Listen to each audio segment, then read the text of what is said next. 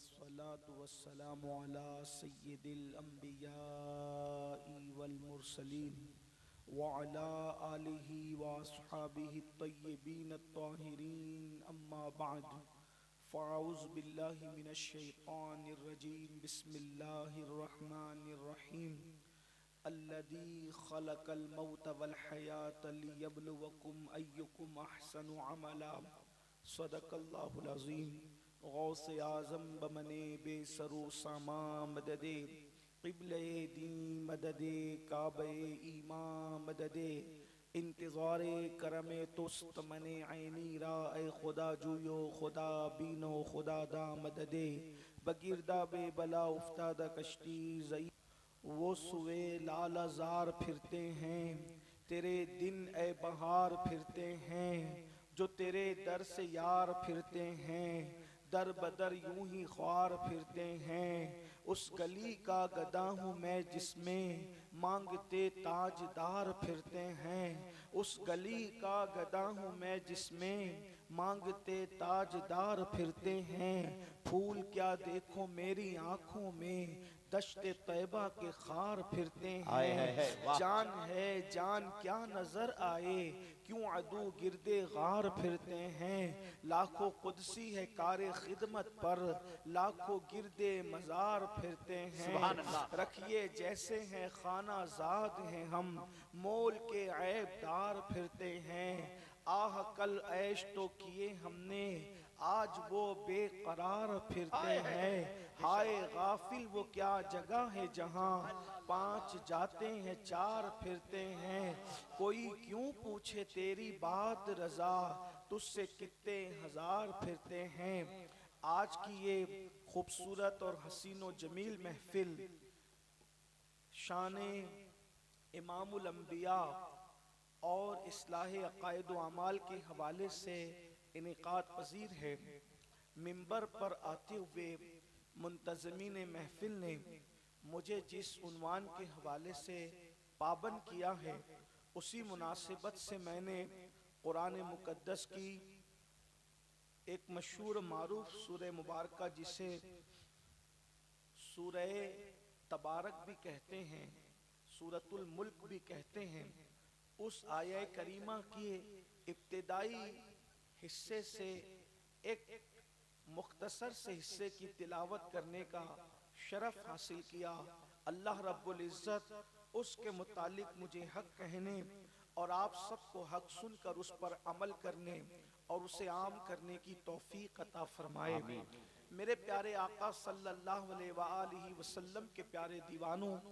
اللہ رب العزت کا احسان ہے اور بہت بڑا احسان ہے کہ اللہ رب العزت نے ہمیں مذہب عطا کیا ہے ہم مذہب رکھتے ہیں ایک بات یہ بھی سمجھ لیں مذہب دنیا میں ختم ہو گئے کوئی مذہب اللہ کے نزدیک پیور نہیں ہے پسندیدہ نہیں ہے سوائے مذہب اسلام کے ہمارے مذہب کی خوبی یہ ہے ہم کسی مذہب کو گالی نہیں دے رہے ہیں لیکن آپ کو پتہ ہونا چاہیے کہ مذہب جو پیور ہے جیسے اترا تھا ویسے کہ ویسے آج بھی اسی شکل میں موجود ہے اس مذہب کو مذہب اسلام کہتے ہیں وہ صرف آپ کے پاس موجود ہے جو کتاب جیسے کہ جیسے اتری تھی ویسے کہ ویسے آپ کے پاس موجود ہے نہ ایک نقطے کی کمی ہے نہ ایک نقطے کی زیادتی ہے اللہ اکبر وہ پیور کتاب اگر کسی کے پاس موجود ہے وہ صرف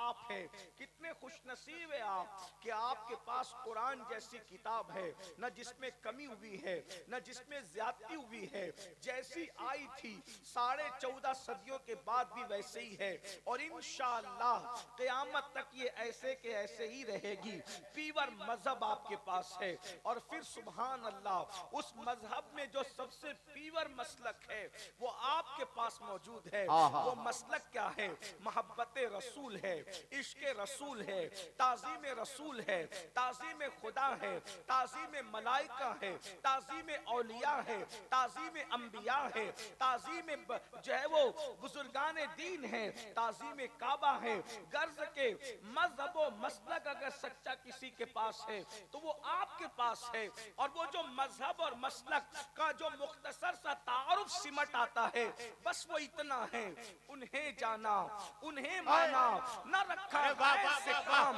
انہیں جانا انہیں مانا، نہ رکھا غیر سے کام، بس اتنا ہمیں کرنا ہے کہ انہیں جانا انہیں مانا، نہ رکھا غیر سے کام، نتیجہ کیا ہاتھ آتا ہے؟ للہ الحمد میں دنیا سے مسلمان گیا، للہ الحمد میں دنیا سے مسلمان گیا۔ اپنے مذہب میں گڑی ہوئی قصے نہیں، اپنے مذہب میں گڑی ہوئی کہانیاں نہیں، ہمارا خدا وہ ہے اللہ اکبر جو محمد الرسول اللہ کا خدا ہے، جو رب محمد ہے۔ اندازہ تو کرو مسلمانوں، تھوڑی دیر کے لیے غور تو کرو، میں جلدی سے اپنے عنوان پر بھی آ جاؤں گا۔ پوسٹر پر لکھے ہوئے عنوان کا بھی مجھے تھوڑا سا خیال ہے، اس لیے کہ جو چیز پوسٹر پہ لکھ دی جاتی ہے حق بنتا ہے کہ اس پر بھی کوئی گفتگو ہو جائے۔ آپ نے جو عنوان دیا میں اس پہ بات کروں گا، لیکن بہت توجہ سے سننا۔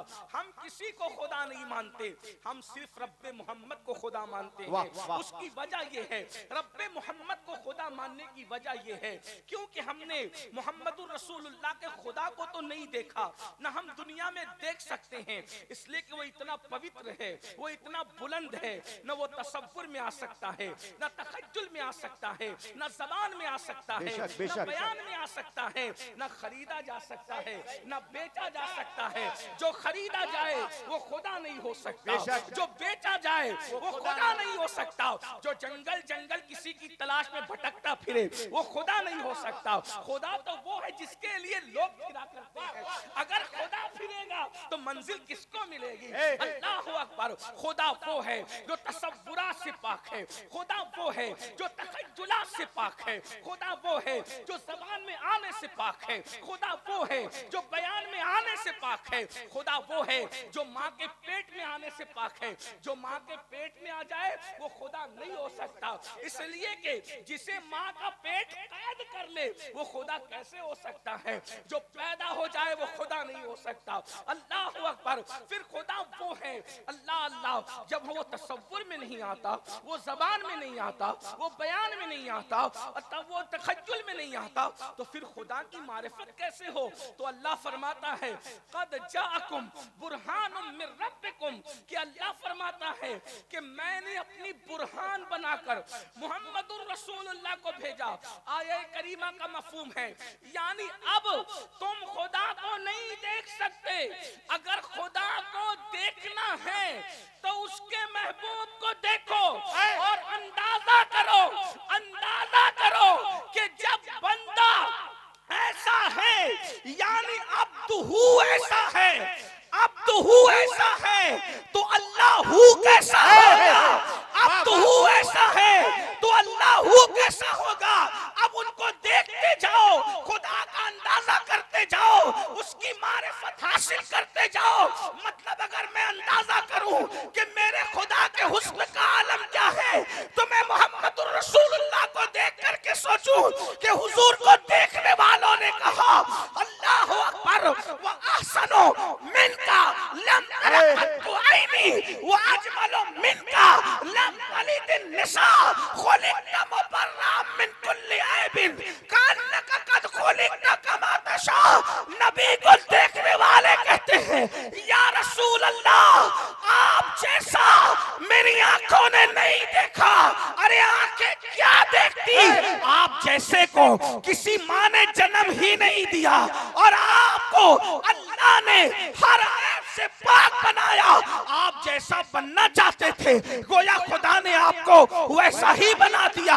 اب مجھے بتاؤ، جب حسن مصطفیٰ یہ ہے، جب حسن مصطفیٰ یہ ہے جس کو خدا نے اپنے جلووں کا عکس بنایا، جب اس مصطفیٰ جان رحمت کے حسن کا یہ عالم ہے، جب مخلوق کے حسن کا یہ عالم ہے، تو بنانے والے خالق کے حسن کا عالم کیا ہوگا؟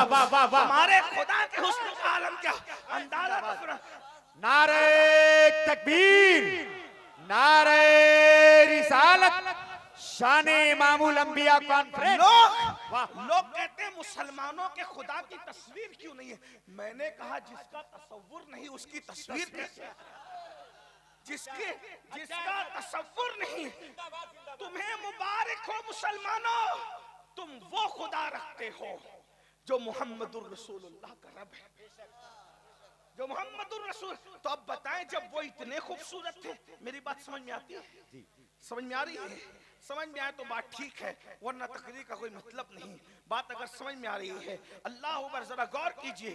جب حضور اتنے خوبصورت ہے، کیونکہ اللہ کی مخلوق میں سب سے خوبصورت حضور ہیں، ان سے خوبصورت کوئی نہیں. صحابہ کہتے ہیں جب وہ سورج کے سامنے کھڑے ہوتے تھے تو سورج کی روشنی پر ان کے چہرے کی روشنی غالب نظر آتی تھی. جب وہ چاند کے سامنے کھڑے ہوتے تھے، اس پر میں نہیں کہوں گا آپ لوگوں کو کہ بولو سبحان اللہ، کیونکہ میں چندے والا آدمی نہیں ہوں. بہت بڑی بات میں کر رہا ہوں شان امام الانبیاء کی. ہے کسی کے پاس تو لاؤ نا ایسا قائد جس کے سامنے سورج کی روشنی ماند پڑ جائے. اگر ایسا قائد کسی کے پاس ہے تو وہ صرف کلمہ پڑھنے والے محمد الرسول اللہ کے غلام. نعرہ تکبیر، نعرہ رسالت، شان امام الانبیاء علامہ سید امین القادری صاحب قبلہ. ہم 56 کی نہیں 72 کی چھاتی سے کہتے ہیں کہ ہمارے قائد جیسا کسی کے پاس قائد ہو تو لا کے بتاؤ، جو سورج کے سامنے کھڑا ہو جائے تو سورج کی روشنی مان پڑ جائے، جو چاند کے سامنے کھڑا ہو جائے تو چاند کی روشنی مان پڑ جائے، جو دیواروں کے سامنے کھڑا ہو جائے تو دیواروں کا عکس اس کے چہرے میں نظر آئے، جو رات کو چلے تو اس کے چہرے سے رات جو ہے گلیاں روشن ہو جائے، دل منور ہو جائے، جنگل و بیابان روشن ہو جائے. جب بننے والا اتنا خوبصورت ہے تو بنانے والے کے حسن و جمال کا حال. واہ واہ واہ، زندہ باد زندہ باد، سبحان اللہ. تم ایسا خدا رکھتے ہو لیکن تمہیں اہمیت نہیں اس خدا کی. پیٹ اسی لیے رہے ہو، لوٹ اسی لیے رہے ہو، برباد اسی لیے ہو رہے ہو. تمہیں تو وہ خدا ملا ہے جو کسی کے مقدر میں ہے. اب میں تھوڑا سا آپ کے سامنے بات رکھ، اگر سمجھ رہے تو بات رکھتا ہوں. حسن یہ ہے، اب اس خدا کی طاقت کتنی ہے، اس خدا کی. بولو بھائی کیمرے کو دیکھ لیجئے، میں تھوڑا 1 منٹ کی تقریر بند کر دوں یا پھر حضور کی بات ہے میں کیمرہ ہے میں. توجہ فرمائیں، اگر بات ہے تو ہمارے خدا کے پاس طاقت کتنی ہے، کتنی طاقت ہے. میں بیان کرتا جاؤں آپ حیران رہ جائیں گے. لیکن جو دیکھنے والی، جو دیکھی گئی طاقت ہے وہ کیا؟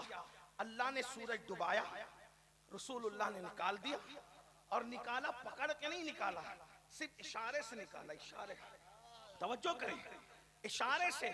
جس کے اشارے میں اتنی طاقت ہے اس کی انگلیوں میں کتنی طاقت ہے، سبحان اللہ. ہم اس مسلک کے ترجمان نہیں ہیں جو یہ کہے کہ نبی تو بیٹی کو بخشوا نہیں سکتے. ہم تو اس مسلک کے ماننے والے ہیں جو کہتے ہیں کہ ایک میں کیا، میرے عیسیٰ کی حقیقت کتنی، مجھ سے 100 لاکھ کو کافی ہے. اشارہ بات سمجھے؟ جی ہاں، اس لیے کہ کبھی کام بنتے ہیں کسی کے بولنے سے. بات سمجھ میں آتی ہے؟ کوئی پھنس گیا، ہمارے ناظم صاحب نے کہا یار اسے چھوڑ دو. بولنا پڑا کہ نہیں پڑا؟ بولو بھائی آپ بات شاید نہیں سمجھ پا رہے ہیں. امام الانبیاء کی شان ہے، سنی نہ سمجھے گا تو کون سمجھے؟ صحیح بات سمجھ میں آتی ہے؟ تو تھوڑا آپ کو میرے ساتھ چلنا پڑے گا، کیونکہ اصلاح معاشرہ پہ جو تقریر ہوتی ہے آپ چپ چاپ سنیں، لیکن جب یار پہ گفتگو ہوتی ہے نا تو پورا مجمع ساتھ ساتھ چلنا چاہیے. سبحان اللہ، سبحان اللہ. کیونکہ ہمارا تو سب کچھ وہی ہے. صحیح، بے شک ہے. ہمارا تو سب کچھ وہی ہے. ہمارے پاس اور ہے کیا؟ سب کچھ وہی ہے. خدا کے بعد سب کچھ وہی ہے. بعد از خدا بزرگ تو ایک قصہ مختصر، اور ہم نازاں ہیں کہ ہم یتیم نہیں ہے. ہم کوئی رکھتے ہیں اپنا سرپرست رکھتے ہیں، ہم کوئی اپنا نگہبان رکھتے ہیں، ہم کوئی اپنا آقا رکھتے ہیں، کوئی ہم اپنا ماوا و مولا رکھتے ہیں. بہرحال سنیے، توجہ سے سنیے. تو کوئی پھنس گیا، جب پھنسا تو مولانا نے کہا زبان سے اس کو چھوڑ دو، تو زبان کام آ گئی زبان سے. لیکن کوئی اور بڑا ہے، وہ زبان سے نہیں بولتا، وہ زبان سے نہیں بولتا بلکہ وہ اشارہ کر دیتا ہے. صرف اشارہ کر دے، اشارے سے کام ہو جاتا ہے. لوگ کیا کہتے ہیں؟ یار وہ تو ایسی شان والا ہے، اس کے اشاروں سے کام بنتے ہیں. دنیا میں جس کے اشارے سے کام بنے، دنیا میں جس کے اشارے سے کام بنے، لوگ کہتے ہیں کتنی شان والا ہے. لیکن آخرت جس کو کہتے ہیں، نہ وہاں کسی کی دادا گیری چلے گی، نہ کسی کی بابا گیری چلے گی. وہاں سب نفسی نفسی کہیں گے. قرآن کہہ رہا ہے سب نفسی نفسی کہیں گے، حدیث کہہ رہی سب نفسی. حتیٰ کہ جبریل جیسا بزرگ بھی اس کی پوزیشن کیا ہوگی پتہ ہے؟ قرآن کہتا ہے یوم یقوم الروح والملائکہ صفا لا یتکلمون الا من اذن. جبریل جیسا فرشتوں کا سید و سردار بھی اور سارے فرشتے خدا کی ہیبت سے تھر تھر کانپتے ہوں گے. قرآن کہہ رہا ہے جبریل جیسا قرآن لانے والا، جبریل جیسا نبیوں کے پاس آنے جانے والا. بلکہ عشق میں ایک جملہ کہہ دوں، اگر کسی کے بارے میں کوئی پوچھے کہ ہر نبی کا صحابی بتا دو، ہر نبی کا صحابی بتا دو، تو آپ بے دھڑک جبریل کا نام لے سکتے ہیں. کیونکہ جبریل وہ ہے جس نے آدم سے لے کے عیسیٰ تلک اور عیسیٰ سے لے کے جان عیسیٰ تلک بار بار دیکھا ہے. حضور کو بار بار دیکھا، ہر نبی کو دیکھا. اللہ اکبر. توجہ کریں، جبریل جیسا بھی قیامت میں سوچو. جب جبریل کا یہ حال ہوگا، یوم یقوم الروح، میں قرآن پڑھ رہا ہوں، جا کے کسی بھی مکتب فکر کا ترجمہ اٹھا کے دیکھنا. جبریل، قیامت ہے یہ، قیامت قیامت. یوم یقوم الروح والملائکہ صفا لا یتکلمون الا من اذن. جبریل اور سارے فرشتے خدا کی ہیبت سے تھر تھر کانپیں گے. کسی میں بات کرنے کی جرات نہیں ہوگی مگر وہ جسے خدا اذن عطا کرے. بھائیو، جب جبریل تھر تھر کانپ رہا ہوگا تو اپنی چلے گی وہاں، اپنے ابا کی چلے گی وہاں. بڑی معذرت کے ساتھ برا مت ماننا، حضور کی شان بیان کر رہا ہوں. کیا ہمارے پیروں کی چلے گی وہاں؟ کیا ہمارے فقیروں کی چلے گی وہاں؟ جب حضرت موسیٰ کہیں گے نفسی نفسی، حضرت عیسیٰ کہیں گے نفسی نفسی، حضرت داؤد کہیں گے یہ انبیاء نفسی نفسی کہیں گے. جب چلنا شروع ہوگی تو وہ ایک الگ منظر ہوگا. پھر وہاں تو کچا بچہ بھی شفاعت کرے گا. لیکن جب تک حضور شفاعت کا دروازہ نہیں کھولیں گے تو حضرت موسیٰ بھی نفسی نفسی کہیں گے. ذرا غور کریں، اسے محشر کہتے ہیں. لیکن سبحان اللہ، جہاں موسیٰ علیہ السلام، ابراہیم علیہ السلام، داؤد علیہ السلام، ایوب علیہ السلام، سارے انبیاء جہاں نفسی نفسی کہیں گے، وہاں میرے نبی کے اشاروں سے کام بن رہا ہوگا. سبحان اللہ، سبحان اللہ. جہاں ان کے اشارے سے کام بن رہا ہوگا، اور کتنوں کا ایک کا نہیں. کہتے میرے امام ایک، میں کیا، میرے عیسیٰ کی حقیقت کتنی، مجھ سے 100 لاکھ کو کافی ہے اشارہ. زندہ باد، نعرہ تکبیر. مجھ سے 100 لاکھ کو کافی ہے، مجھ سے 100 لاکھ کو 100 لاکھ کو، مجھ سے 100 لاکھ کو. اس شعر کا مطلب کوئی سمجھ جائے، مجھ سے 100 لاکھ کو کافی ہے اشارہ تیرا، جس کے اشاروں کا یہ عالم ہے. سبحان اللہ. کہ آخرت میں بگڑی بنتی ہے اور پھر دنیا میں اشارہ کرے تو سورج پلٹ آتا ہے. جب اس کے بندے کی طاقت کا یہ عالم ہے. توجہ کرنا، دھیان ہے آپ کا، جو بات کہنے چلے تو وہی. جب اس کے بندے عبدہو کی طاقت کا یہ عالم ہے تو اس اللہ کی طاقت کا عالم کیا ہوگا. ہے بندہ اتنا طاقتور ہے، خدا کتنا. ایک جملہ اور سن لیں، اللہ کیسا ہے. ایک بات، اللہ کیسا ہے. کچھ لوگ یہ سمجھتے ہیں کہ اللہ ہر وقت، لوگ ایسا سمجھتے ہیں.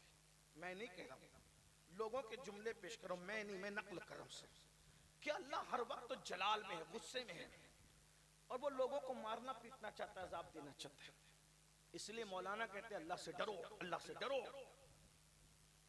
لوگوں کو ابھی یہی نہیں پتا کہ اللہ سے ڈرنے کا مطلب کیا ہے. بس اب میں اپنے عنوان پہ آ رہا ہوں، توجہ ہے آپ کی.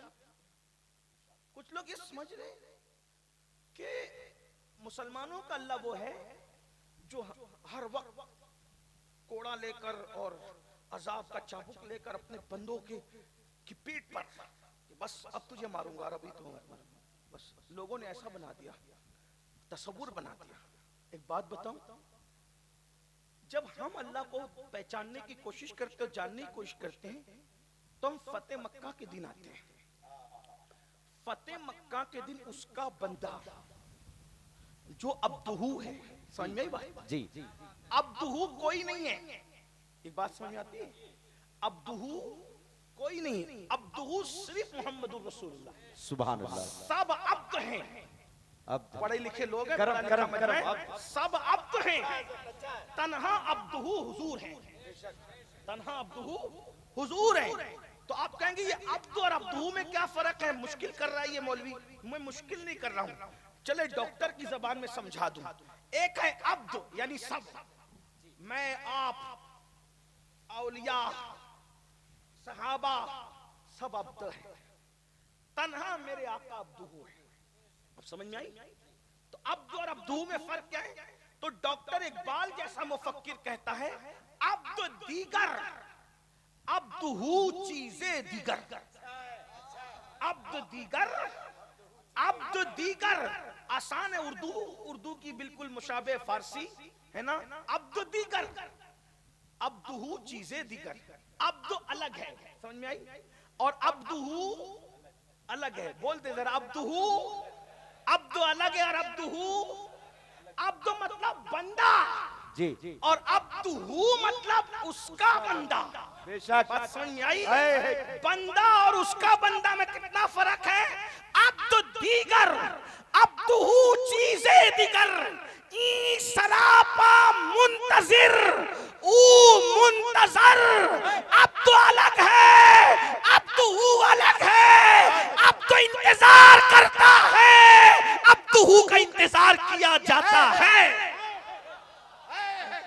نعرہ تکبیر، نعرہ رسالت، شان امام الانبیاء۔ عبدہو کا انتظار، اب عبدہو کا انتظار کیا جاتا ہے۔ اب اگر مولوی کہے کہ میں ان کی طرح یا وہ میری طرح، تیرا انتظار تو تیرے بچے بھی نہیں کرتے، ان کا انتظار تو رحمت خدا کرتی ہے۔ غور تو کریں، ان کا انتظار کیا جاتا ہے میرے بھائی، یہ حضور کی شان ہے۔ تو اب مجھے بتائیں اللہ کیسا ہے؟ اللہ کیسا ہے؟ لوگوں کو اتنا ڈرا دیا لوگوں نے کہ لوگ اللہ کی طرف جانے ہی نہیں چاہتے۔ آج میں بتا دیتا ہوں اللہ کیسا ہے، سن رہے ہیں؟ بتائیں، دیکھ لیں اپنا اللہ کیسا ہے۔ اپنا اللہ پہلے بتاؤں، ایک دن حضرت جبریل نے پوچھا، توجہ، ایک دن حضرت جبریل علیہ السلام نے پوچھا، اللہ تو اپنے بندوں سے کتنی محبت کرتا ہے؟ اللہ سے جبریل علیہ السلام نے پوچھا تو اپنے بندوں سے کتنی محبت کرتا ہے؟ تو اللہ نے فرمایا کسی موقع پہ تجھے بتاؤں گا۔ پھر موقع آیا کہ حضرت یعقوب علیہ السلام سے ان کے بیٹے یوسف علیہ السلام بچپنے میں جدا ہو گئے۔ وہ بھائیوں کا قصہ تھا، بڑی لمبی داستان ہے، تو میں اس کو نہیں چھیڑتا بھی، ورنہ اس کے لیے 2-3 گھنٹے چاہیے۔ لیکن بس اتنا سن لیں کہ حضرت یوسف جب اپنے ابا جان سے جدا ہوئے تھے تو 8-9 سال کی عمر تھی، اور 50 سال کے بعد جب ملے تو وہ دادا بن چکے تھے۔ اب سوچو، باپ نے اپنے بیٹے کی محبت میں رو رو کر اپنی آنکھوں کو سفید کر لیا تھا۔ 50 سال، نصف صدی حضرت یعقوب حضرت یوسف علیہ السلام کی محبت میں روتے رہے۔ یوسف علیہ السلام اتنے خوبصورت تھے کہ حضرت یعقوب کو اپنی تمام اولاد میں سب سے زیادہ جس سے پیار تھا وہ کون ہے؟ وہ حضرت یوسف علیہ السلام ہے۔ تو روتے رہے روتے رہے روتے رہے، بالآخر 50 سال کے بعد حضرت یعقوب اور یوسف علیہ السلام کی ملاقات ہونی تھی۔ یوسف علیہ السلام مل گئے، یعقوب علیہ السلام بیٹے سے ملنے گئے، یوسف علیہ السلام باپ سے ملنے آئے، تو فرشتوں نے کہا مولا 50 سال تک تیرا بندہ یعقوب بیٹے کے عشق میں روتا رہا، محبت میں روتا رہا، اب باپ بیٹے 50 سال کے بعد ملیں گے تو منظر کیسا ہوگا، حال کیسا ہوگا، ہم وہ منظر دیکھنا چاہتے ہیں۔ تو فرشتوں کو اللہ نے کہا جاؤ اور جمع ہو جاؤ اور وہ منظر دیکھو کہ باپ بیٹے ایک دوسرے سے کیسے ملتے ہیں۔ تو حضرت یعقوب نے 50 سال کے بعد جب اپنے بیٹے یوسف کو دیکھا تو اتنا روئے کہ چیخ مار کے بے ہوش ہو گئے اور بیٹے کی گود میں آ گئے. اللہ اکبر. حضرت جبریل کی چیخیں نکلی, فرشتوں کی چیخیں نکلی اور جیوں کہا جبریل نے, مولا یہ یعقوب اپنے بیٹے یوسف سے کتنی محبت کرتا ہے, کوئی کسی سے اتنی محبت کر نہیں سکتا. تو جب حضرت جبریل نے یوں کہا تو رحمت خدا نے پکار کے کہا, او جبریل, جتنا یعقوب اپنے یوسف سے محبت کرتا ہے اس سے زیادہ اللہ اپنے بندوں سے محبت کرتا ہے. زندہ باد.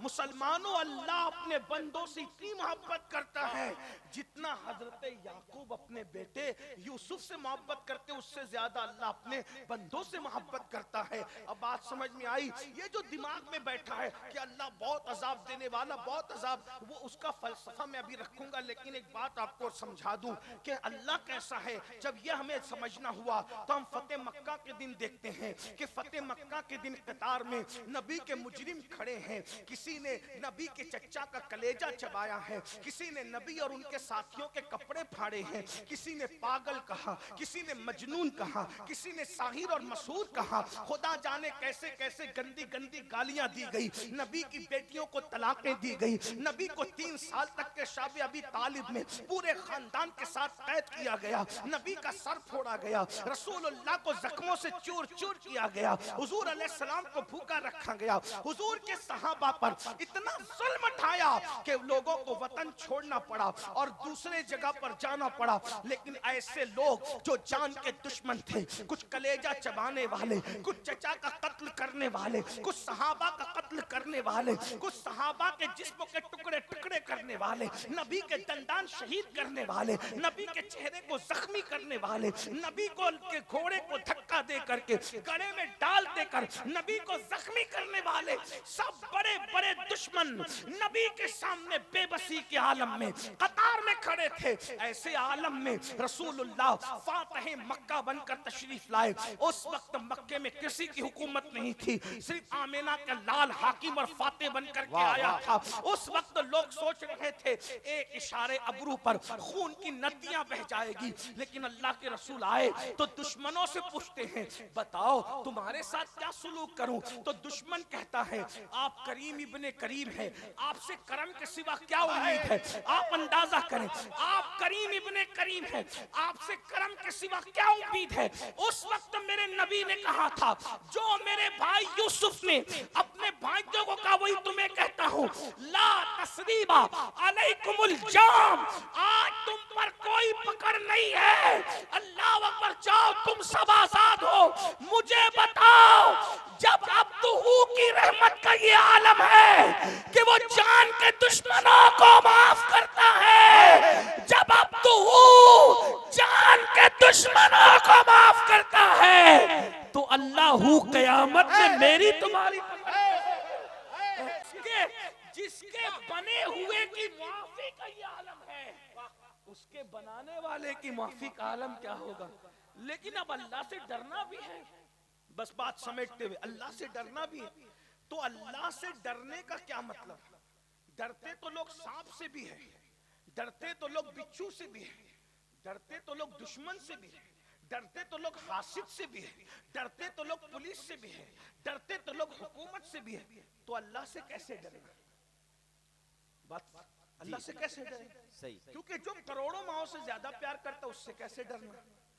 جو یعقوب علیہ السلام حضرت یوسف سے جتنا پیار کرتے اس سے زیادہ اللہ بندوں سے پیار کرتا ہے, تو اس سے کیسے ڈرنا.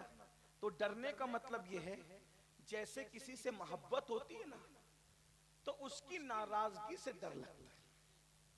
توجہ ہے آپ, بہت نازک بات. جیسے ابا کے سامنے سگریٹ نہیں پیتے, پیر صاحب کے سامنے بیٹھتے بھی نہیں. کیوں؟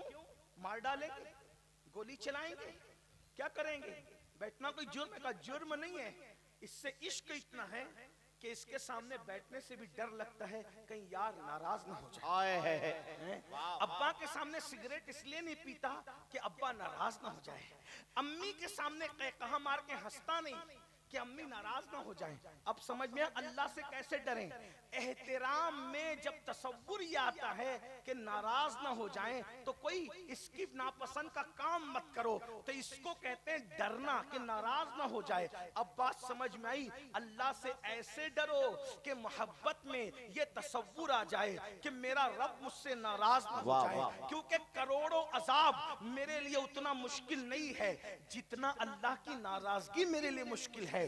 ہر درد سہ سکتا ہوں مگر یار کی ناراضگی نہیں. آپ جب جانتے ہیں جب نبی پر طائف میں پتھر برسے نا, پتھر برسے اور حضور لہو لہان ہو گئے, خون سے نالین بھر گئی, تو حضور نے عرض کی مولا تو نے مجھے کن کے حوالے کر دیا, کہیں تم مجھ سے ناراض تو نہیں ہے. اس کے بعد جواب ہے محبوب ہم تم سے کبھی ناراض نہیں. تو پھر عرض کرتے ہیں اگر تم مجھ سے راضی ہے تو مجھے ہر ستم سہنا گوارا ہے.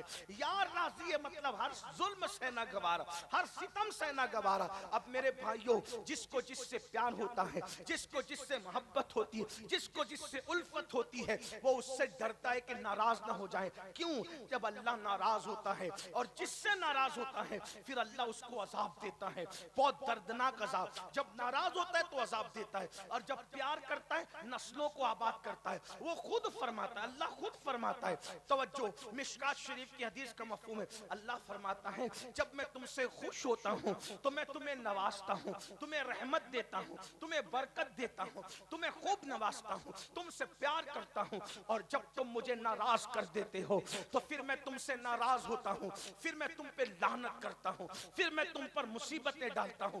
پھر فرمایا میں تم پر بیماریاں مسلط کرتا ہوں.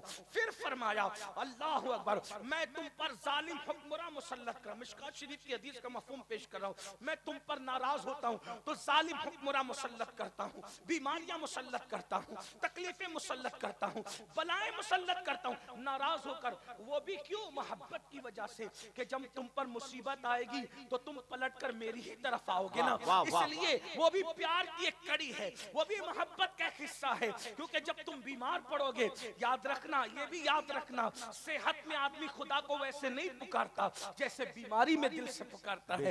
غموں خوشیوں میں دعا کا وہ مزہ نہیں آتا جو غموں میں دعا کا مزہ آتا ہے. آدمی جب غمگین ہوتا ہے, آدمی جب تباہ ہوتا ہے, آدمی جب برباد ہوتا ہے تو پھر وہ خدا کو دل سے پکارتا ہے. میرے بھائیوں, تو یاد رکھنا فرمایا جب میں تم سے ناراض ہوتا ہوں تو تم پر ظالم حکمراں مسلط کرتا ہوں, پھر تمہاری دشمنی ان کے دلوں میں ڈالتا ہوں, وہ تم پہ ظلم کرتے ہیں, تم حکمرانوں کے سامنے گڑ گڑاتے ہو.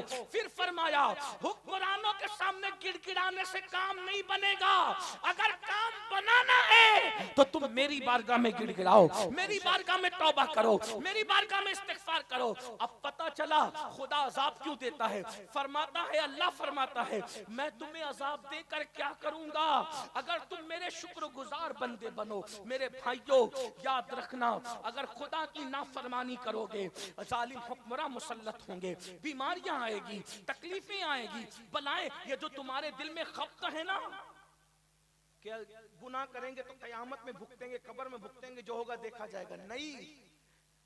گناہ کی مصیبتیں دنیا میں بھی آتی. کبھی بھی میں یہ نہیں کہتا کہ ہر بیمار گنہگار ہے, نہیں. کسی کو اللہ امتحان کے طور پہ بیماری دیتا ہے جیسے ایوب علیہ السلام, اور کسی کو اللہ عذاب کے طور پہ بیماری دیتا ہے. میں اپنے جوانوں سے کہتا ہوں, جوانی کے اندر اس کے نشے میں ڈوب کر گناہ کرنے والوں, اللہ جو جوانی دینا جانتا ہے وہ چھیننا بھی جانتا ہے, جو طاقت دینا جانتا ہے وہ چھیننا بھی جانتا ہے.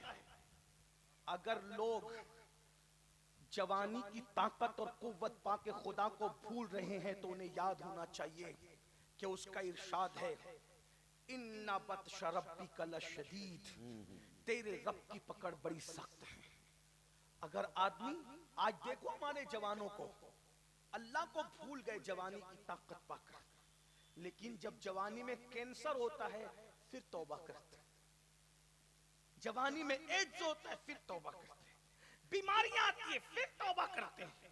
یاد رکھنا یہ جتنی مصیبتیں, قرآن کہتا ہے وَمَا أَصَابَكُم مِّن مُّصِيبَةٍ فَبِمَا كَسَبَتْ أَيْدِيكُمْ, کہ تم پر جو بھی مصیبت آتی ہے وہ تمہارے گناہوں کا نتیجہ ہے. بے سکونی کی زندگی گزارنے والوں, بے قراری کی زندگی گزارنے والوں تم کہتے ہو نا مولانا نرم نرم گدوں پر سکون کی نیند نہیں آتی. اتنا کہتا ہوں اب بھی تمہارے کان نہیں کھلیں گے, اب بھی تم ہوشیار نہیں ہوں گے, اب بھی تم آگاہ نہیں ہوں گے. اللہ بتا رہا ہے جب تیرے گھر میں گناہ کی وجہ سے تجھے چین سے سونے نہیں دیتا تو پھر قبر میں تجھے چین سے کیسے سونے دیتا. اندازہ کر لو جب نیند کی گولیاں کھا کر گناہوں کی وجہ سے تمہیں چین کی نیند نہیں آتی تو پھر تم قبر میں چین سے کیسے سو سکتے ہو. یہ جو دھوکہ ہے نا, ہم قبرستان جاتے ہیں اور قبرستان جانے کے بعد جو قبروں کو پرسکون دیکھتے ہیں تو دھوکہ کھاتے ہیں. یہ قبروں کا سکون, مٹی کا سکون تمہیں دھوکے میں نہ ڈالے. بازو بازو میں قبریں ہیں لیکن کوئی قبر جنت کے باغوں میں سے باغ ہے تو کوئی قبر جہنم کے گڑوں میں سے گڑا ہے. اللہ نے تم پہ چھوڑا ہے, تم کیا چاہتے ہو. الذی خلق الموت والحیات لیبلوکم ایکم احسن عملا. ہم نے موت اور زندگی کو اس لیے پیدا کیا تاکہ ہم تمہیں جانچیں, تمہارا امتحان لیں, ہم تمہیں آزمائیں کہ کون تھوڑی سی زندگی کو پا کر اچھا عمل کرتا ہے. اچھا عمل کرو گے, اچھا عمل کرو گے تو تمہاری قبر جنت کے باغوں میں سے باغ بنے گی. برا عمل کرو گے تو تمہاری قبر جہنم کے گڑوں میں سے گڑا بنے گی. کچھ لوگ کہتے ہیں مولانا اتنا نہ ڈراؤ, ارے اللہ کریم ہے, اللہ رحیم ہے. پھر کہتا ہوں وہ تو کریم بھی ہے, وہ تو رحیم بھی ہے, لیکن جب ناراضگی کا اظہار کرتا ہے تو وہ قہار و جبار بھی ہے. اب آئیے میں آپ کے سامنے باتیں حدیث رکھتا ہوں بڑی معذرت کے ساتھ. یہ جو آپ لوگ سنتے ہیں نا کہ سب بخشے جائیں گے اور یہ ہوگا اور جو ہوگا دیکھا جائے گا اور ہم بھگا دیں گے فرشتوں کو اور ہم دھمکی دے دیں گے اور کہیں گے کہ حساب کر دیں گے اور کتاب کر دیں گے. شاعری کی دنیا الگ ہے اور قرآن و حدیث کی دنیا الگ ہے. یاد رکھنا قبر تماشا نہیں ہے, قبر کھیل نہیں ہے. قبر کیا ہے تمہیں پتا ہے؟ اللہ اکبر. قبر کیا ہے تمہیں پتا ہے؟ شاعروں نے بعض سب کی بات نہیں کرتا یا بعض بے خوف بے عمل مقرروں نے تمہیں اتنا نڈھر کر دیا ہے کہ جب رسول اللہ آئیں گے تو ہم قبروں پہ گر جائیں گے, ہم قدموں پہ گر جائیں گے اور پکڑ لیں گے تو چھوڑیں گے نہیں, اور پھر یہ ہوگا اور پھر وہ ہوگا اور تم مچلتے ہو کودتے ہو, ایسا ہوگا ویسا ہوگا. ایک بات میں تمہیں بتاؤں, قبر میں جب حضور آئیں گے یقیناً آئیں گے, لیکن آپ کو بتاؤں میں کیا آپ سامنا کر سکو گے حضور کا؟ میں سامنا کر سکوں گا حضور؟ تھوڑا غور کیجئے. قبر کا منظر رکھتا ہوں. قاری مستقیم صاحب مرحوم مغفور کے اصالے ثواب کے لیے ان کے بیٹے مقیم انصاری اور ان کے احباب نے محفل رکھی ہے تو مجھے عنوان انہوں نے دیا قبر کے احوال پر. تو میں پہلی منزل جو قبر کی ہے پہلے وہ آپ کے سامنے رکھتا ہوں. یعنی قبر میں حضور آتے ہیں. اب آپ حضور آتے ہیں اس کا تصور کر لیں, تھوڑی دیر تصور کر لیں, ذرا غور کر لیں. بس کوئی خطابت نہیں, کوئی تقریر نہیں, کوئی واعظ و نصیحت نہیں, یہ صرف اپنے دل کا درد ہے. ہوشیار ہونا, غور کرنا, توجہ کرنا. میرے بھائی میں اپنی بات بھی کر رہا ہوں, میں کوئی بات نہیں کرتا کہ میں کیا سوچتا ہوں, تنہائی میں یہ سوچ کے میں کیا کرتا ہوں میں اس پہ کوئی بات نہیں کرتا. اللہ کی مخلوق میں مجھ سے گرا پڑا کوئی نہیں, مجھ سے بڑا گنہگار کوئی نہیں. میں سمجھتا ہوں اگر میں بخشا گیا تو سب بخشے جائیں گے.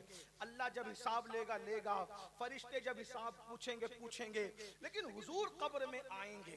یہ ہمارا یقین ہے اور اس یقین پر ہم نعرے لگاتے ہیں. نعرے لگانا بھی چاہیے, مجھے کوئی اعتراض نہیں.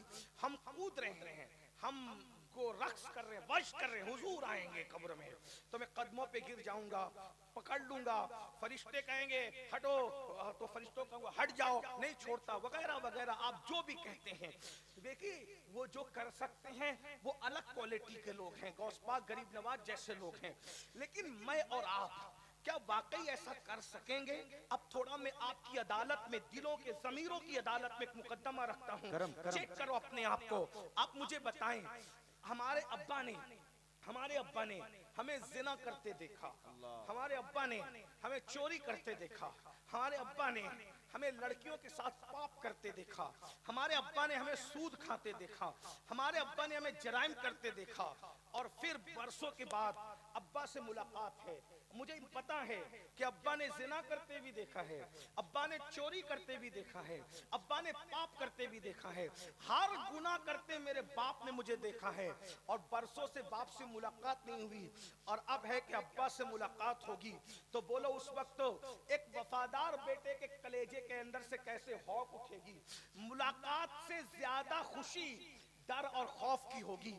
ابا کہیں چہرہ تو نہیں پھر لیں گے کہ تو اتنا بڑا مجرم ہے، تو اتنا بڑا پاپی ہے، ارے میں نے اس دن کے لیے تجھے جنم دیا تھا، تو نے میرا نام مٹی میں ملایا، تو نے میرا سر نیچے کیا، تو نے پاپ کر کے مجھے بدنام کیا۔ بولو یہ خیال آئے گا کہ نہیں وفاد؟ بے غیرت بیٹے کو کچھ نہیں، بے ادب بیٹے کو کچھ نہیں، لیکن با ادب اور با غیرت بیٹا تو سوچے گا میں کیسے سامنا کروں، کیسے ملاقات کروں۔ اب بلا تمثیل جب حضور قبر میں آئیں گے، حضور نے زنا کرتے نہیں دیکھا، حضور نے جوا کھیلتے نہیں دیکھا، حضور نے پاپ کرتے نہیں دیکھا، ہم اس نبی کا کلمہ نہیں پڑھتے میرے بھائی جو مر کے مٹی میں مل گیا، ہم تو اس نبی کا کلمہ پڑھتے ہیں جو ہماری جان سے زیادہ قریب ہے۔ النبی اولا بالمومنین من انفسہم، نبی مومنوں کی جان سے زیادہ قریب ہے۔ اب بتاؤ ہم نے جو کیا نبی نے دیکھا کہ نہیں دیکھا؟ نبی کو پتا ہے کہ نہیں پتا؟ حضور کو ساری چیزوں کی خبر ہے۔ اللہ اکبر، جو زمین پہ بیٹھ کر لامکان کی خبر دیتا ہو، کیا وہ ہمارے اعمال کی خبر نہیں رکھتا؟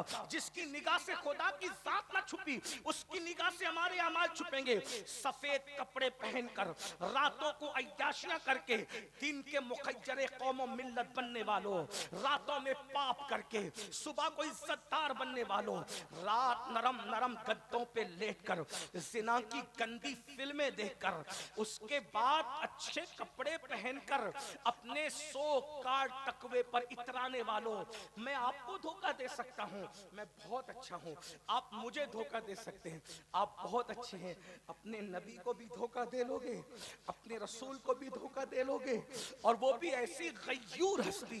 کتنے غیرت مند ہیں نبی، نبی کتنے غیرت مند ہیں۔ اللہ اکبر، رحمت سب کے لیے ہے، رحمت سب کے لیے ہے، غیرت صرف اپنوں کے لیے۔ توجہ، اگر تم نبی کے ہو، رحمت تو وہ کافروں کے لیے ہے، رحمت تو منافقوں کے لیے، رحمت تو درخت شجر حجر اور جانوروں کے لیے بھی ہے، مگر غیرت نبی کی صرف اپنوں کے لیے۔ کیسی غیرت، کیسی غیرت؟ ایک صحابی نے، توجہ، صحابی اہل سنت کے عقیدے میں صحابی اس کو کہتے ہیں جس نے ایمان کی حالت میں نبی کو دیکھا اور ایمان پر ہی دنیا سے چلا گیا۔ صحابی کے بارے میں ہمارا عقیدہ ایسے ہے جیسے جنت کا ہونا یقینی ہے، ویسے صحابہ کا جنتی ہونا یقینی ہے، کیونکہ جس زبان نے جنت کا پتہ دیا ہے اسی زبان نے صحابہ کے جنتی ہونے کا پتہ دیا ہے۔ بلکہ بڑا جملہ کہہ دوں، صحابہ کو جنت کی ضرورت نہیں ہے، جنت کو میرے نبی کے صحابہ کی ضرورت۔ واہ، بے شک بے شک۔ کیوں؟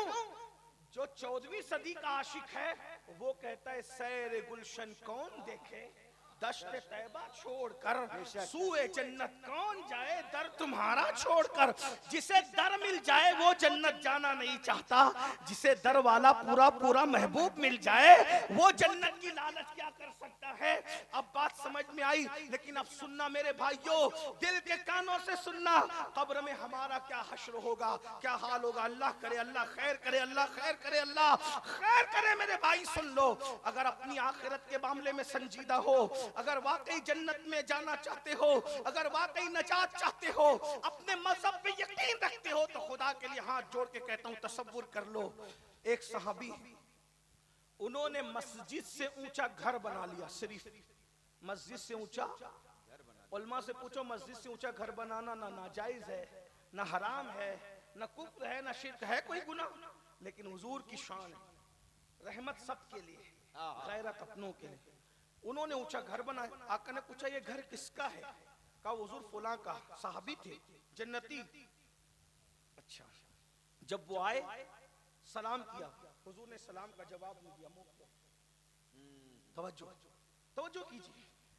مسجد سے اونچا گھر بنانا نماز چھوڑنے کی طرح گناہ نہیں، زنا کرنے کی طرح گناہ نہیں، تاش کے پتے کھیلنے کی طرح گناہ نہیں، لڑکی چھیڑنے کی طرح اس سے ناجائز حرام کام کرنے کی طرح گناہ نہیں۔ ہنسنے کی بات نہیں، یہ دل کا درد ہے، دل کا درد ہے۔ صحابی کا گھر مسجد سے اونچا ہو گیا، رسول اللہ سلام کا جواب نہیں دے رہے، منہ پھیر پھیر وہ ادھر سے آئے، پھر ادھر سے آئے۔ صحابہ سے پوچھا جانے کائنات مجھ سے ناراض کیوں ہے؟ کہا تو نے یہ اونچا جو مکان بنایا نا اس لیے ناراض ہے۔ وہ گئے شام سے پہلے پورا گھر توڑ دیا، جس سے یار ناراض ہے وہ گھر مجھے نہیں چاہیے۔ آپ مجھے بتائیں، ایک دوسرے صحابی توجہ سونے کی انگوٹھی پہن کے آئے، سلام کا جواب دیا، حضور نے منہ پھیر چہرہ پھیر لیا۔ غور کرنا، بہت خاص بات کی طرف آپ کو لا رہا ہوں، دھیان دینا۔ اچھلتے کود رہے ہو، زنا کر کے، شراب پی کے، بہنوں کا حق دبا کے، بھائیوں کا حق دبا کے، پڑوسیوں کو ستا کے، ماں باپ کو دکھ دے کے، اللہ کو ناراض کر کے، حضور کا ایک ایک دن میں 50 مرتبہ دل دکھا کے، چہروں سے داڑیاں مڈا کے، گٹروں میں پھکوا کے، مسجدوں کو ویران کر کے، گانے غزلیں سن کر، فلمیں پکچر دیکھ کر، گندی پکچریں دیکھ کر، ارے وہ کیا جرم ہے جو ہم نہیں کرتے؟ اقبال نے ایک صدی پہلے کہا تھا، یہ مسلمان ہے جسے دیکھ کے شرمائے یہود، جسے دیکھ کے یہودی اس نے صحیح کہا تھا، بڑا مفکر تھا۔ جو اسرائیل کو منہ بھر بھر کے گالیاں دیتے ہو نا، اس اسرائیل میں انٹرنیٹ پہ یہ سب نہیں دیکھا جاتا جو تم دیکھتے ہیں۔ غیرت ہے تمہارے اندر؟ یہ عقیدہ کہ قبر میں حضور آئیں گے، اور اس کے بعد اسرائیل میں گندی پکچریں دیکھنے پر انٹرنیٹ کی اس آزادی پہ پابندی ہے، جا کے تحقیق کر لو۔ ایک سروے رپورٹ آئی نا، ایک سروے رپورٹ کہ پوری دنیا میں سب سے زیادہ گندی پکچر کہاں دیکھی جاتی ہے، تو 75 سال پہلے کلمے کے نام پہ جو ملک بنا نا، مسلمانوں کا ملک، اس ملک کا نام سر فہرست آیا۔ یہ حال ہے تمہارا میرے بھائی، کہتے ہم برباد ہو رہے ہیں۔ برباد حکمرانوں کی وجہ سے ہونا وہ ایک الگ میٹر ہے، ہمارے کرتوت میں برباد کر رہے ہیں، بے شک ہمارے اعمال میں برباد کر حق ہے، حق ہے۔ ظالم حکمراں بھی ہمارے برے اعمال کا نتیجہ ہے۔ آپ کیا سمجھتے ہو؟ آپ سمجھتے کیا ہو؟ سنو میرے عزیز، میرے بھائی، اللہ کے لیے سنور جاؤ، اللہ کے لیے سدھر جاؤ، اللہ کی طرف آ جاؤ۔ بہت محبت کرتا اپنے بندوں سے، تو پتہ ہے میرے بھائی کیا ہوا؟ حضور نے چہرہ پھیر لیا اور فرمایا تو جہنمیوں کا زیور پہن کے آتا ہے میرے پاس، اور ان کے ہاتھ سے انگوٹھی لی اور پھینک دیا۔ پھر حضور اٹھ کے چلے گئے، تو لوگوں نے کہا سونا مردوں پہ حرام ہے، عورتوں کے لیے تو حلال ہے نا، تو جاؤ تم اٹھا کے پہن لو۔ وہ صحابی تھے، انہوں نے کہا واللہ بالکل جائز ہے، عورتوں کے لیے مردوں کے لیے حرام ہے، لیکن جس کو میرے محبوب نے پھینکا ہو میں اس کو کبھی نہیں اٹھا سکتا۔ ایک اور بات سن لو، پھر بات ختم ہونے کو آتی ہے۔ ام المومنین سیدہ عائشہ صدیقہ نے رسول اللہ کی آمد پر اپنے گھر کی دیواروں پہ پردے لٹکائے، تو حضور نے دروازے پہ کھڑے ہو کے کہا میں اندر نہیں آؤں گا، میں جاتا ہوں۔ کیا تیری دیواریں بیمار ہو گئی ہے؟ بخار آیا ان کو جو تو نے کپڑے پہنا دیے؟ ہمارے یہاں دیواروں پہ پردے نہیں لگاتے، دیواروں کو کپڑے نہیں پہناتے، یہ اجنبیوں کا، یہ اجمیوں کا طریقہ ہے۔ ہمارے یہاں کھڑکی اور دروازے پہ پردے لگتے تاکہ بے پردگی نہ ہو، دیواروں کو ہم کپڑے نہیں پہناتے۔ اور حضور نے چہرہ پھیر لیا، جب تک وہ دیوار سے پردے نہیں ہٹے حضور گھر میں تشریف نہیں لائے۔ اب آپ سے پوچھتا ہوں، امی عائشہ سے چہرہ پھیر سکتے ہیں، صحابی سے چہرہ پھیر سکتے ہیں، بتاؤ دیوار پہ پردے لگانا کون سا بہت بڑا جرم ہے؟ جو ہے وہ گھر بنانا اونچا مسجد سے کون سا بہت بڑا جرم ہے؟ ایسی چھوٹی چھوٹی بھول پر جب رسول اللہ چہرہ پھیر کر واپس ہو جاتے ہیں، اب میرے بھائی تصور کرو قبر میں حضور تشریف لائیں، مقرر نے ساتھ چھوڑا، پیر نے ساتھ چھوڑا، بھائی نے ساتھ چھوڑا، بہنوں نے ساتھ چھوڑا، ماں باپ نے ساتھ چھوڑا، سب نے ساتھ چھوڑا، مال نے ساتھ چھوڑا، بیٹوں نے ساتھ چھوڑا، اولاد نے ساتھ چھوڑا، سائے نے ساتھ چھوڑا، سب نے ساتھ چھوڑا، ایک ہی تو سہارا تھا نبی کا سہارا، حضور قبر میں آئے۔ اب ذرا سوچو، جو امی عائشہ کے دیوار پہ پردہ لگانے پر گیا غیرت کی وجہ سے منہ پھیر کر واپس ہو جاتے ہیں، صحابی کے گھر بڑا بنانے پر منہ پھیر کے واپس ہو جاتے ہیں، زنا کرنے والوں، نشہ کرنے والوں، داڑیاں منڈا کر گٹروں میں پھینکنے والوں، گندی فلمیں دیکھنے والوں، گندی پکچریں دیکھنے والوں، سود کھانے والوں، جب تمہاری قبر میں حضور آئیں گے، اب جب حضور آئیں گے اور دیکھیں گے داڑھی منڈاتا تھا اگر چہرہ پھیر لیا، نماز نہیں پڑھتا تھا اگر چہرہ پھیر لیا، سود کھاتا تھا اگر چہرہ پھیر لیا، جوا کھیلتا تھا اگر چہرہ پھیر لیا، غیبتیں کرتا تھا اگر چہرہ پھیر لیا، اور چہرہ پھیر کر ایک مرتبہ ناراض ہو کر ہماری قبر سے واپس چلے گئے، انا للہ و انا الیہ راجعون۔ اللہ کسی دشمن کو بھی وہ دن نہ دکھائے کہ حضور اس کی قبر سے چہرہ پھیر کر واپس چلے جائیں۔ اب مجھے بتاؤ، اب مجھے جب سب نے چھوڑا تھا تو نبی نے کام آنا تھا، اب نبی بھی ناراض ہو کر چلے گئے، کس کو پکارو؟ کون آئے گا؟ کون مدد کرے گا؟ کون امداد کرے گا؟ میرے امام کہتے ہیں سب نے صف محشر میں للکار دیا ہم کو، اے بے کسوں کے آقا اب تیری دہائی، واہ بے شک، حضور کے سوا کون پرسان حال ہے؟ ہم نے تو حضور کو بھی راضی کرنے کی کوشش کی، سب کے ساتھ وفا کرنے والوں کبھی حضور سے بھی وفا کی، سب کی خوشی کا خیال کرنے والوں کبھی حضور کو بھی خوش کرنے کی کوشش کی۔ اللہ ارشاد فرماتا ہے واللہ ورسولہ احق ان یرضوا، اللہ اور اس کے رسول زیادہ حقدار ہیں کہ انہیں راضی کیا جائے۔ میرے بھائیوں، تم اور میں کیا، بڑے بڑے بزرگان دین، بڑے بڑے اولیاء کاملین لرزتے تھے کہ قبر میں حضور کا سامنا ہوگا تو میں کیا حضور کا سامنا کر سکوں گا، حضور کے سامنے آ سکوں گا؟ لیجئے ہمارے خصوصی مہمان، ہمارے قائد، ہمارے امیر حضور امیر سنی دعوت اسلامی تشریف لا رہے ہیں، حضرت قبلہ کا استقبال کریں۔ نعرہ تکبیر، نعرہ تکبیر، نعرہ رسالت، مسلک اعلی حضرت عطائے حضور مفتی اعظم ہند، عطائے حضور مفتی اعظم ہند علامہ شاکر علی نوری، نعرہ تکبیر۔ اور یہ وقت حضرت قبلہ کا ہے، اس لئے میں اپنی گفتگو کو یہاں پہ تمام کرتا ہوں۔ بس اتنی بات کہہ کے میرے بھائی، بس اتنا تصور کر لو کہ کیا ہم حضور کا سامنا کر سکتے ہیں؟ جب رحمت للعالمین کا سامنا نہیں کر سکتے قبر میں، تو قیامت کے دن اس قہار و جبار کا سامنا کیسے کرو گے؟ قاری مستقیم صاحب مرحوم و مغفور کے لیے جو ایصال ثواب کی یہ تقریب رکھی گئی ہے، میں دعا کرتا ہوں کہ اللہ ہمارے دل میں احساس پیدا کرے کہ کیا ہم حضور کا سامنا کر سکیں گے قیامت کے دن؟ بس ایک منٹ کی گفتگو کر کے بات پوری کرتا ہوں، اور بہت لمبی کرنے کے بجائے، کیونکہ حضور قائد محترم جن کی بارگاہ میں زانوِ تلمس طے کر کے ہم نے استفادہ کیا، ٹوٹی پھوٹی آپ کی خدمت کر رہے ہیں۔ آج آپ کی بستی اور گرد نواح کے لوگ بڑے خوش نصیب ہے کہ ایک اللہ کا نیک بندہ، اللہ کا برگزیدہ بندہ آپ کی بستی میں آیا، ایسا بندہ جس نے ہزاروں علماء بنائے، ہزاروں داعیان دین پیدا کیے، جس کی خطابت نے دنیا میں عشق رسول کے حوالے سے انقلاب برپا کیا۔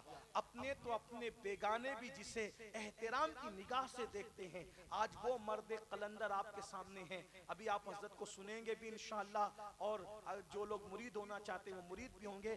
ایک منٹ میں داتا صاحب رحمت اللہ علیہ، داتا علی حجویری رحمت اللہ علیہ لکھتے ہیں کہ امام جعفر صادق رضی اللہ تعالیٰ جب آپ سے کوئی مصافحہ کرتا تھا تو آپ اس کا ہاتھ پکڑتے تھے، اور ہاتھ پکڑ کے کہتے تھے مجھ سے وعدہ کر۔ توجہ کریں، یہ وہ سید ہے جس کے شجرہ نسب پر بیگانوں کو بھی اعتراض نہیں، اہل بیت کا چھٹا امام، امت کا چھٹا غوث، اہل بیت نبوت کے اندر چھٹا غوث، امام اعظم ابو حنیفہ کا امام، امام اعظم جس کی جوتیاں سیدھی کرنے پہ ناز کرتے تھے اور کہتے تھے اگر 2 سال امام جعفر صادق کی صحبت کے نہ ملے ہوتے تو نعمان ہلاک ہو گیا ہوتا۔ یہ امام جعفر صادق یہاں تو کہتے ہیں کہ ہم فلاں کے مرید ہیں تو ہمیں نماز کی کیا ضرورت ہے. میں مرید کی نہیں، امام اعظم کے امام کی بات کر رہا ہوں، غوث اعظم کے غوث کی بات کر رہا ہوں، غریب نواز کے جد کی بات کر رہا ہوں کہ جب وہ کسی سے مسافہ، یہ داتا صاحب لکھ رہے ہیں، داتا علی حجویری رحمت اللہ علیہ، کہ جب آپ مسافہ کرتے تھے تو ہاتھ پکڑ کے کہتے تھے مجھ سے وعدہ کر، اگر قیامت کے دن تیری مغفرت ہو گئی تو تو میری سفارش کرنا کہ اللہ جعفر صادق کو بخش دے، اور اگر میری ہو گئی تو میں تیری سفارش کروں گا، کیونکہ گارنٹی نہیں ہے کہ وہ کس کو بخشے گا. بس وہ تو یہ کہہ رہا ہے فَيَغْفِرُ مَن يَشَاءُ، جس کو چاہوں گا بخشوں گا، وَيُعَذِّبُ مَن يَشَاءُ، اور جس کو چاہوں گا عذاب دوں گا. تو کس کو عذاب دے گا یہ مسئلہ ہے نا. اگر چاہے گا تو نبی کے بیٹے کو بھی عذاب دے گا، نوح علیہ السلام کے بیٹے کی شکل میں، اور اگر جنت میں داخل کرنا چاہے گا تو اصحاب کہف کے کتے کو بھی جنت میں داخل کر دے گا. دیکھو یہ شان ہے اللہ کی. تو امام جعفر صادق کہتے تھے تیری بخشش ہو گئی تو میری سفارش کرے گا، اور میری ہوگی تو میں تیری سفارش کروں. تو لوگوں نے جو کہنا تھا وہی کہا، حضرت آپ تو سید ہیں، آل رسول ہیں، آپ تو آل رسول ہیں، سید زادے ہیں آپ تو، ہم آپ کی سفارش کریں گے کیونکہ آپ کے نانا تو شافع یوم النشور ہے، آپ کی دادی سیدہ کائنات ہے، آپ کے دادا مولا مشکل کشا ہے، آپ کے جد حسنین کریمین ہیں، ہم آپ کی سفارش کریں گے.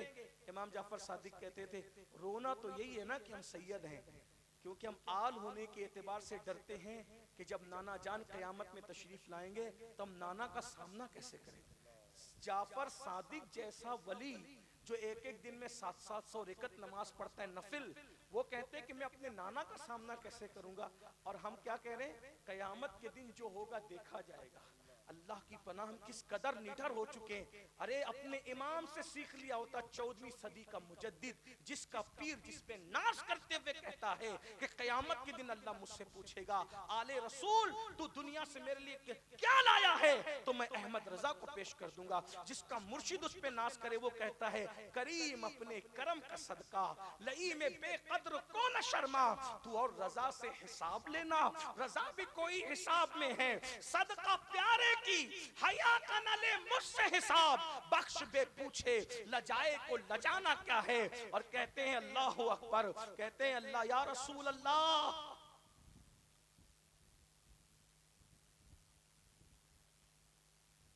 کھڑے ہیں منکر نکیر سر پر، نہ کوئی حامی نہ کوئی یاور، بتا دو آ کر میرے پیمبر کہ سخت مشکل جواب میں ہے. خدائے قہار ہے غضب پر، کھلے ہیں بدکاریوں کے دفتر، بچا لو آ کر شفیع محشر، تمہارا بندہ عذاب میں ہے. آپ اندازہ کریں بڑوں کا پتا پانی ہوتا ہے اور چھوٹوں کا جو جمعہ کی 2 رکعت پڑھ کے ایسے بھاگتے ہیں جیسے اسکول کی چھٹی ہونے پر اسکول کے بچے بھاگتے ہیں، ایسے مسجد سے بھاگنے والوں، دعا بھی نہ کرنے والوں اور جنت کے ٹھیکیدار بننے والوں، ذرا سوچو تو صحیح. بڑوں کا پتا پانی ہو رہا ہے اور ہم اتنی بڑی بڑی بات کریں. نہیں، احتساب کرو. قرآن کہتا ہے، اللہ ارشاد فرماتا ہے ان بطش ربک لشدید، تیرے رب کی پکڑ بڑی سخت ہے. جب وہ پکڑ کرتا ہے پھر وہ پکڑ کرتا ہے. ارشاد ہوتا ہے ان عذاب ربک لواقع ما له من دافع، کہ تیرے رب کا عذاب واقع ہو کے رہے گا، اور جب وہ عذاب نازل کرنے کا فیصلہ کر لے دنیا کی کوئی طاقت ہمیں بچا نہیں سکے گی. اللہ تعالیٰ مجھے آپ سب کو محفوظ رکھے اپنے عذاب سے. اللہ ہمیں اپنے عذاب سے بچائے، آخرت کی تیاری کی توفیق عطا فرمائے، قبر کی تیاری کی توفیق عطا فرمائے. اللہ ہم سب کے حال پہ رحم فرمائے.